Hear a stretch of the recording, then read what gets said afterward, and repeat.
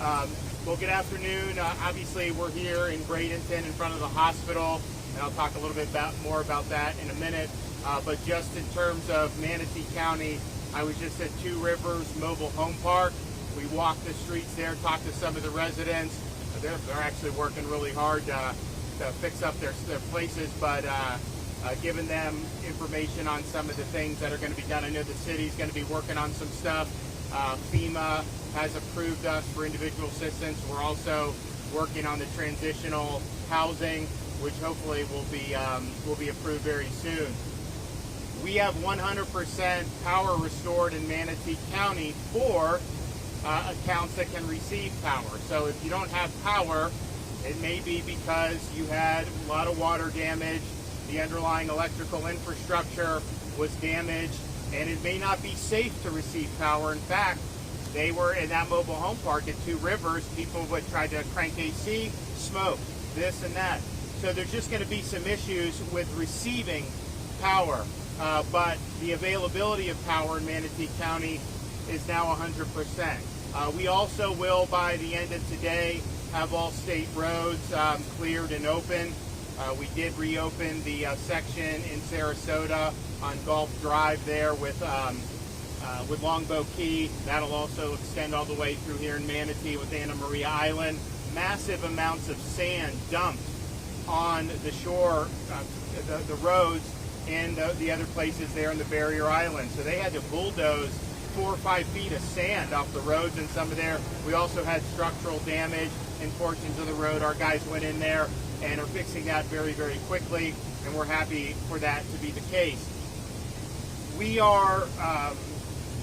have pods set up now, and we have 33 different pods. We're probably going to be retrenching some of those because fortunately we put pods in areas that didn't get hit as bad, like Leon County and some of the others. But for the areas that are in need of that, we do have them in Manatee, we have them in Pinellas, we have them in other counties around this area.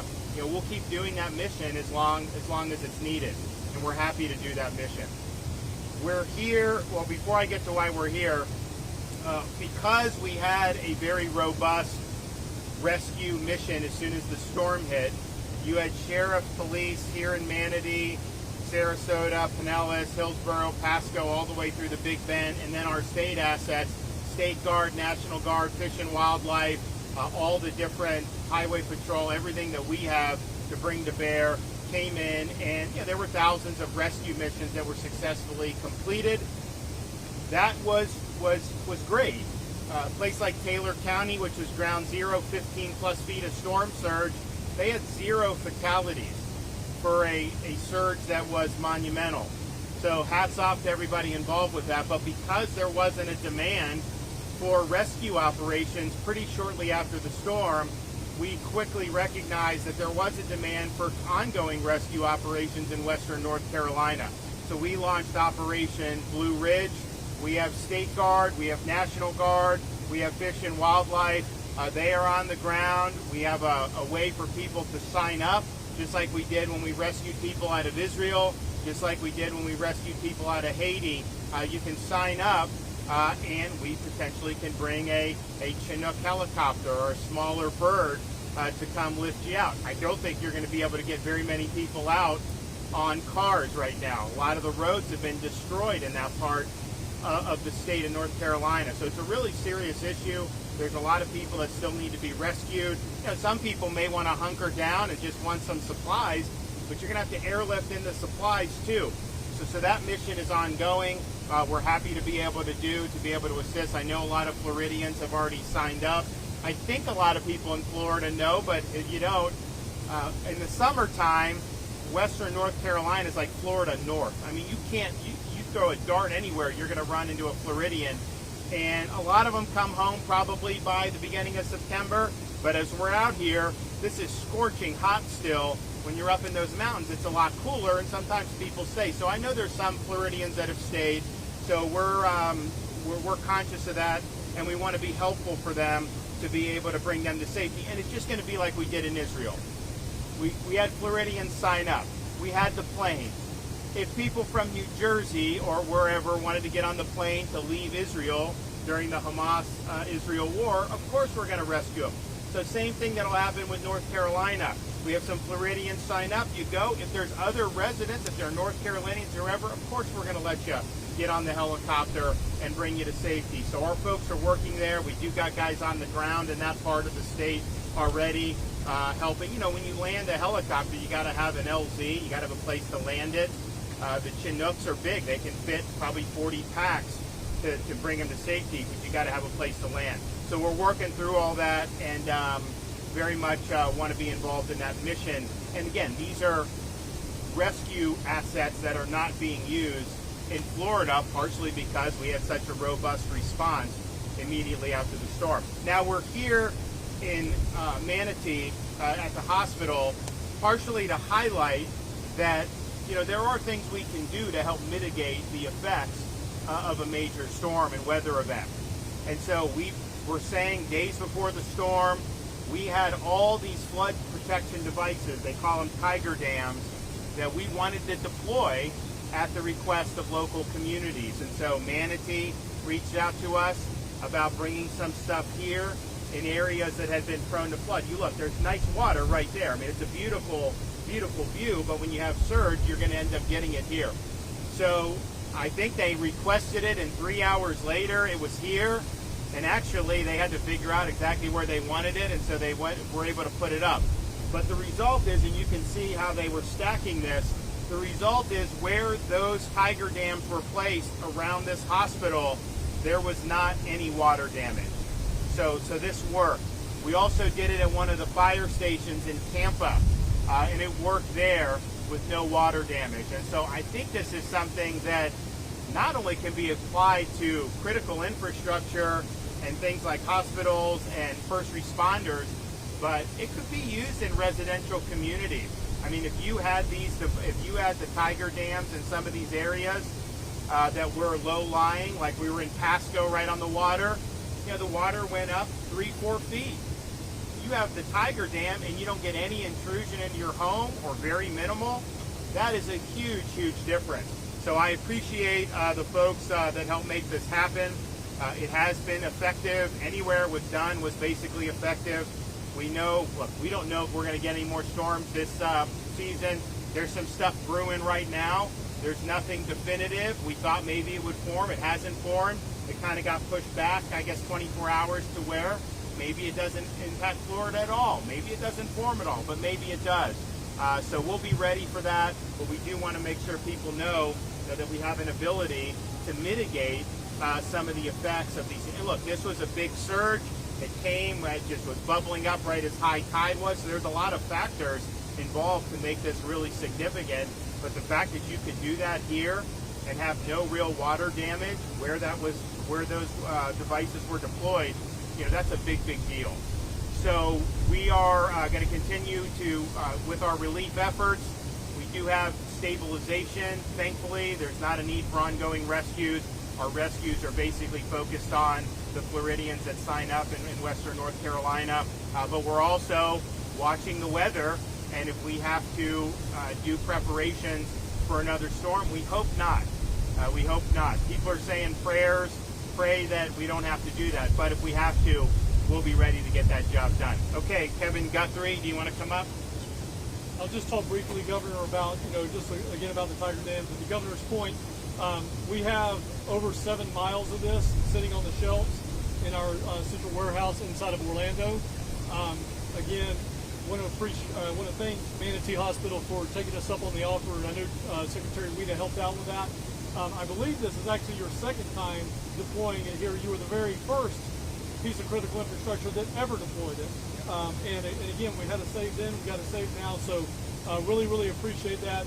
The forward-leaning efforts of Manatee County Emergency Management, Public Safety, and the hospital. The fire rescue station in the Hillsborough area is fire station number 29. That was a save. Again, I know you guys are going to want to know what fire station it was, so you can go look at it. But it was fire station number 29 in the Hillsborough County area. Want to just take just a couple of minutes.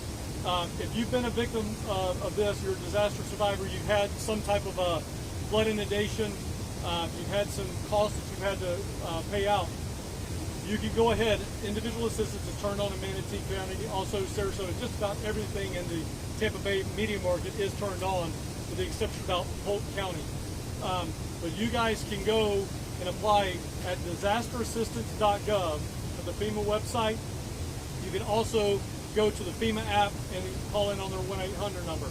The second thing is, if you're in need of a temporary travel trailer to put on your property while you need some help with home repairs, Hope Florida. Go to the Hope Florida website, fill out the information there, and then that'll route over to the Florida Division of Emergency Management. We have over 1,700 travel trailers ready to go in the state right now and ready to do more if we should need to do that. So again, Governor, thank you for your leadership. Thank you for everything you're doing to help Floridians. You want to give an update? Okay. Well, we appreciate everyone's hard work. You know, there's a lot more that's going to be done. I know I talked to the mayor here. They're going to be meeting tomorrow about doing some stuff to maybe help some of the folks that had storm damage. Of course, we do have individual assistance with FEMA. We do think we're going to get the transitional housing approved. So if you have damage to your home and you have to muck and gut it, you can stay in a hotel and get reimbursed from that. That's a live option in a place like the Tampa Bay area because you got a lot of hotels. May not be as good of an option for people in Taylor County, which is more rural, and they just don't have a lot of hotel capacity there. That's why you have the travel trailer option where you can put that on your property. So we're really sensitive about the folks that are in this period of displacement, either because they have to rehab their home or potentially completely rebuild it. And so we're going to use the tools at our disposal to be able to provide relief for folks. Okay, with that, any questions? Governor, did you see the 60-minute story last night about Heritage Insurance and offering payouts that are way below what it takes to repair the homes? I did not. You know, I have a history with 60 Minutes. I think, as you know, they did a smear piece on me that was debunked. It was really embarrassing for them. So I am very, very much not a fan of them and don't give them credible. However, I will say this. If you're talking about the adjusters that do the report, we now have protections in Florida law that you can't just disregard what the adjuster does. You actually have to have a clear, valid reason to be able to depart downward. That may not have been in place when Ian happened, but I know that particular company has faced fines in excess of 7 figures from the state of Florida. And look, you know, if they're identifying potential criminal activity, you know, we have a Department of Justice in this country, and you know, they focus a lot on their political enemies. Why not hold a wrongdoer accountable? So if that's the case, then they should do it. But we have, with working with the legislature, provided, I think, the consumer protections that would address that particular issue of not following through on what the adjuster's claim is. Looking ahead, we've seen that we're hearing news of potential storms churning. Seeing what has happened here with this storm and the previous storm, some of the things that we were not really expecting, what lessons or what advice or commentary do you have on that as things kind of keep changing? Because for every storm we keep getting surprises.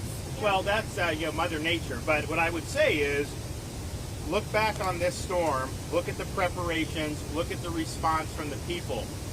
The fact that you could have storm surge of this magnitude and have in Taylor County no fatalities, if you tell somebody there's 15 feet or more, you assume fatality. So they worked hard. People in this region worked hard. I think a lot of the citizens were very responsive. So there was a lot of things that were done right. Here's a good lesson, though. Take steps to mitigate.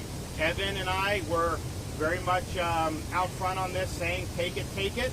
We did have some people take us up on the ability, but if you have things like hospitals, if you have things like police, fire, electrical substations, all those things, that's something that that you can protect. And honestly, that probably is something that could work for residential homes as well. You know, we may look to see, is there something we can do to provide some incentives for that? Because my sense would be, if you do something like that, you are probably not going to file a flood insurance claim if you don't have water damage in your house, and that will be good for the. It's not a state program; it's a national program. But maybe there should be some incentives for people to be able to do it. Now, that won't happen for this hurricane season, but maybe for next one. So I would just tell people, keep an eye on the weather, keep an eye on what's going on. I think there's some stuff off the coast of Africa as well. Who knows? We have a hurricane that just went out. It's a fish storm. It's out in there now, and we think some of these others may turn up. In the Caribbean, similar things to what we just faced, potentially not. Too soon to tell, but just know that it is a possibility. We know it's a possibility, and if it comes to the point where we have to mobilize, we will mobilize. That's just what we do. What is the process for applying tiger dam? It's not really a process. I think if you have if a fire station just calls Kevin or calls Florida DEM and says, hey, we want one, we'll work to get it. I mean, you guys got it, I think, in 3 hours from the request till it brought here on the front doorstep. It was 3 hours. I mean, that's pretty remarkable that was be done. So yes, there's not a formal process. If you have critical infrastructure, we want to do it. We are also, and I don't know if we'll be able to do it for this hurricane season, I do think at a minimum, we are talking about piloting something in maybe a low-lying residential area and seeing that how that would work around some of those homes. Because we were just in Pasco County. I can tell you, if they had that, I don't think they would have had water damage in those homes. I don't know how much it would cost to outfit a house or put that in. Maybe it's cost prohibitive, although I kind of think it would be cost effective because you'd avoid so much more in damage. So these are things I think we're going to be thinking about, and if there's ways we can do, we do My Safe Florida Home. You make the hardening, you get a rebate, on the insurance, and that's fine. But this would be something where it would potentially preempt you from even having to file a claim, to preempt the damage entirely, and that's, I think, would be a good thing for everybody. So we'll, I think this shows a lot of promise. I think you're going to see a lot of use of this in the future.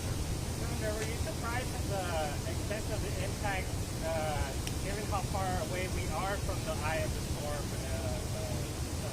Not completely, because if you look, the tide was rising as the storm was passing, and it was not a good set of circumstances. And it was a big storm. It wasn't as powerful as Michael or Ian or Andrew or some of the ones we've had in the past, but it was powerful and it was big. And I think that's the difference. Some of these storms are very small. Hurricane Michael was very small. Where it hit was devastating, but it didn't have the reach to be able to do. This storm, the wind stretched out hundreds of miles, and that churns up stuff here. Tampa Bay is very low-lying. Anytime you do hurricane scenarios, you look at Tampa Bay and the surge as being potentially our worst-case scenario just because of how vulnerable it is. There's so many areas that are vulnerable to storm surge here. Okay, thanks so much. We'll have more tomorrow. All right.